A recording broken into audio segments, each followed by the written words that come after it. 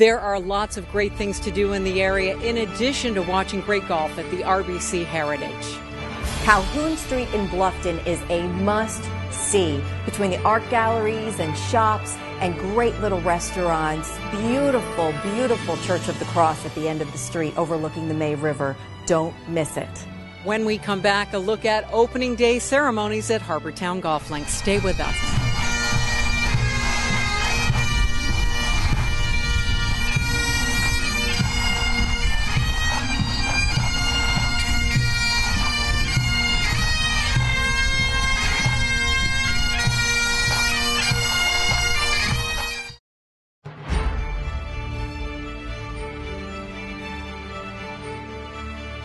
Last year's winner of the RBC Heritage was Brant Snedeker. We had a chance to speak with the host of WHHI TV's Golf Weekly, Daniel Cort, about Snedeker's game. I have a little personal feeling about Brant. I had the good fortune of playing with Brant in the Pro-Am here in 2008. Just a few days after he got second, or I believe it was third place, to Trevor Immelman in the Masters. Watched the galleries follow this guy around, and you could tell right then, just by his demeanor and the way he carried himself, he was going to be a champion. I just didn't know that he would be a champion here. What an amazing game he has for this golf course. Straight ball hitter, but unlike Furyk and Gay, he's got length too. He can really move it out there. Brant is, again, just an amazing putter. Was second, I think, in all-around putting last year on tour. He currently ranks in 2012 26th in all-around statistics. He does have a win already this year at the Farmers Insurance at Torrey Pines over Kyle Stanley in a playoff. So he's already got a win, which gets him, I think he's 9th right now in current FedEx standings. And he's always at the top 5 or 10 in driving accuracy. Perfect setup, perfect golf game for this kind of golf course, and he loves it here. He's a Sea Island guy. Local, hangs out with the Davis Loves, the Matt Kuchars, the Zach Johnsons, so he feels good when he comes here. His family loves it. He's always in a good mood. He loves the beaches here. He loves the restaurants. This is his kind of place. He was here at Media Day the other day and was just in a really good mood. They're all excited that the tournament's back here. He's a threat around here for more reasons than one. But Brant Snedeker is currently 22nd ranked in the world. His star is on the rise. I look by the end of the year not only for him to be moving up in the world rankings, for him to be a Ryder Cupper, and for him to be a guy that's going to stick around in the world rankings, and to be one of our concurrent champions. I see him winning a tartan jacket multiple times. So look for Brant Snedeker to be a guy that you're going to see on this wall around here multiple times. In addition to watching great golf here at the RBC Heritage, there are a lot of great things to do in our area. Why would you come to Hilton Head Island surrounded by all this water if you're not going to get out on the water? Rent a jet ski or a boat. You haven't experienced the true essence of Hilton Head. You've gotten on the water, seen a dolphin, seen a sunset. Get on the water. When we come back, the history of plaid at the RBC Heritage. Stay with us. Charles Frazier's wife, Mary, decided she thought it would be a great idea to give the past champion a plaid jacket. So she set to work on putting together a plaid that everyone liked.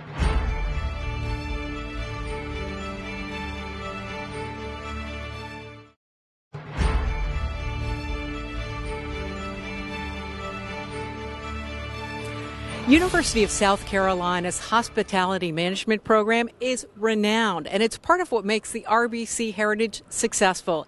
Debbie Cort had a chance to speak with one of the program's graduates. I'm here at USCB's Expo Village tent with Hannah Aslan. She is a hospitality management program graduate. She just graduated this past year. And Hannah, we are talking about USCB's presence at RBC Heritage. Let's talk about how the hospitality management program has really enriched your education experience. Yes, well, getting my education at USCB with the hospitality program has been so beneficial. They've allowed us to do so many things in the community that help us with, getting hands-on experience, which I think has been so important rather than just sitting and learning in a classroom. You're out there in the area getting to know people, learning how things work in our industry, and of course Hilton Head's the best area to do that. So just doing things like being here at the Heritage, volunteering, seeing how everything works with everything from concessions to the production of the events, and especially just all the different festivals we've done around the island. That's been huge. We get to learn everything from research, where people come from, and how these festivals are run.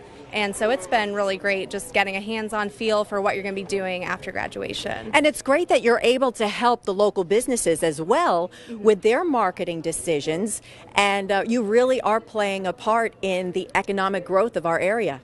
Yeah, well, that's great to hear. I'm glad people feel that way. I think the local businesses really enjoy maybe getting a student's perspective on how things are going, especially I know when they had the new opening of Station 300 out in Bluffton, we did things like helping them assemble new catering packages that they would do, and we just have always done really hands-on things with the clubs in this area, and so assisting them, and they have done so much for us. All the businesses are always so gracious in letting us participate. It's really a great relationship between USCB and all of our local businesses. Hannah, thank you so much. Thanks for having me. It was nice speaking with you. Host of Golf Weekly, Daniel Cort, joins me to talk about today's rounds. Let's talk about the leader right now, Cort. What a round he had. I'll tell you, I actually am doing some work with Adventure Radio, and I followed that group of both Cort and Harris English. Cort, there is nothing about the way he's played in his career or even this year that would give any indication that he would be on this leaderboard, let alone leading.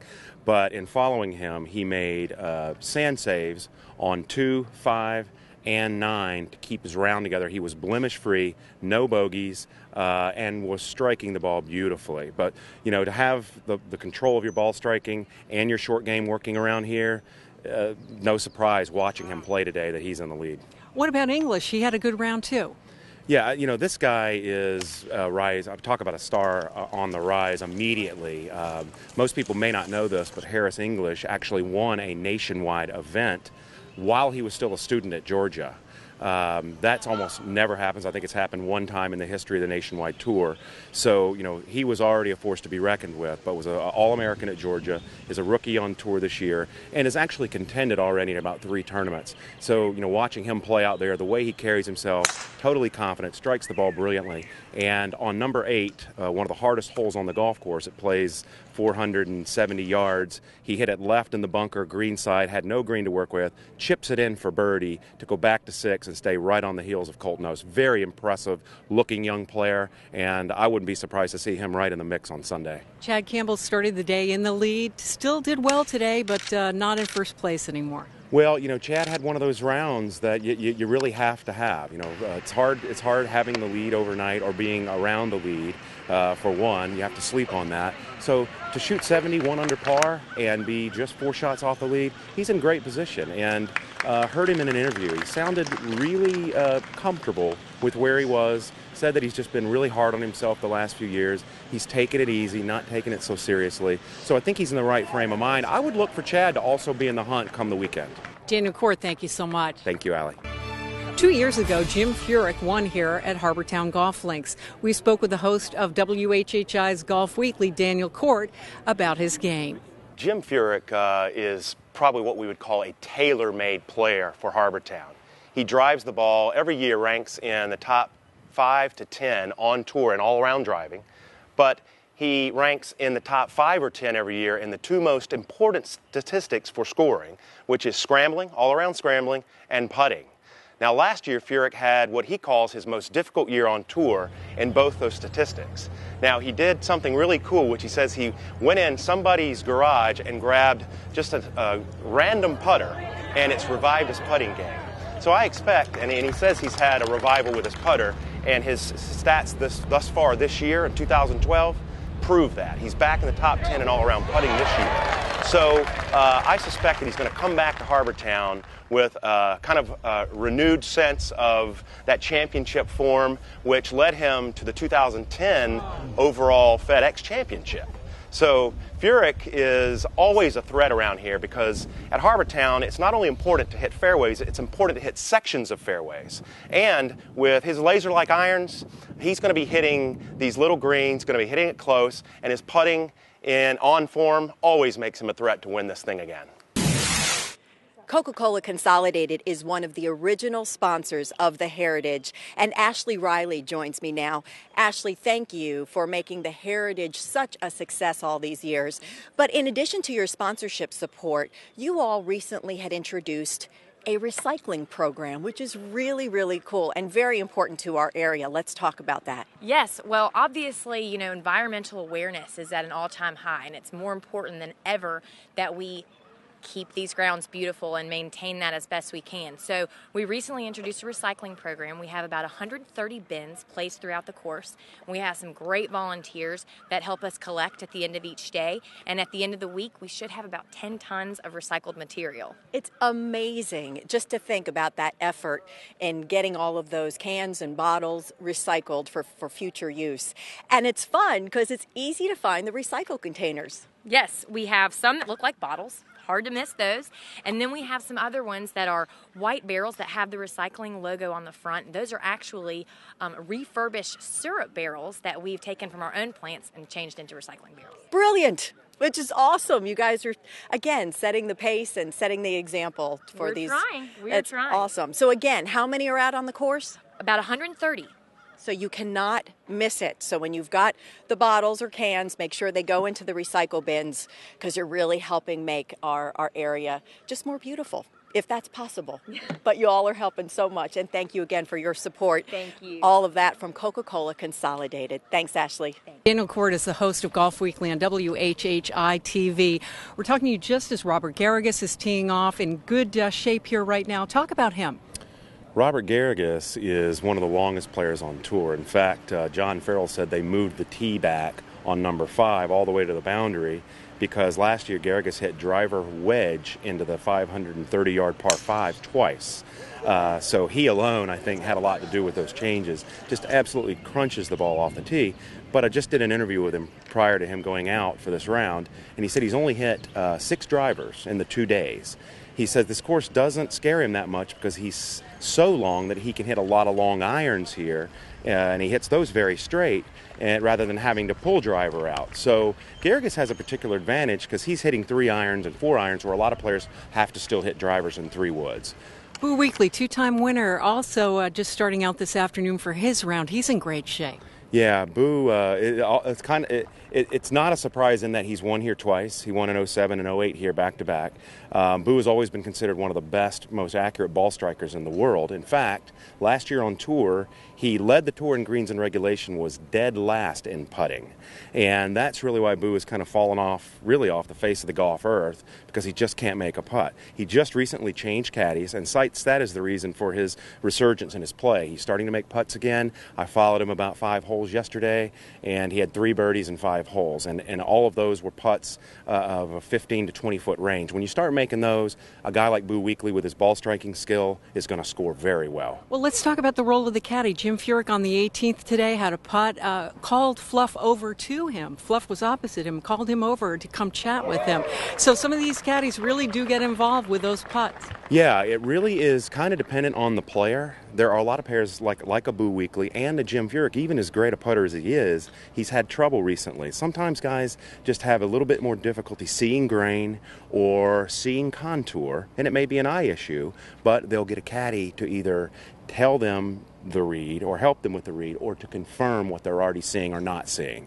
A guy like Tiger Woods never ever asks his caddy to help him read a green. He reads all of his greens on his own, and so does Phil Mickelson. So it really just depends on the player. But the caddies in like a Boo Weekly's case and a Jim Furyk's case are just as big a part of that putting process as the player is. Daniel Cort, been great to have you and your perspective here, and as host of Golf Weekly, best of luck. Keep up the great work. Thank you, Allie. It's been a pleasure.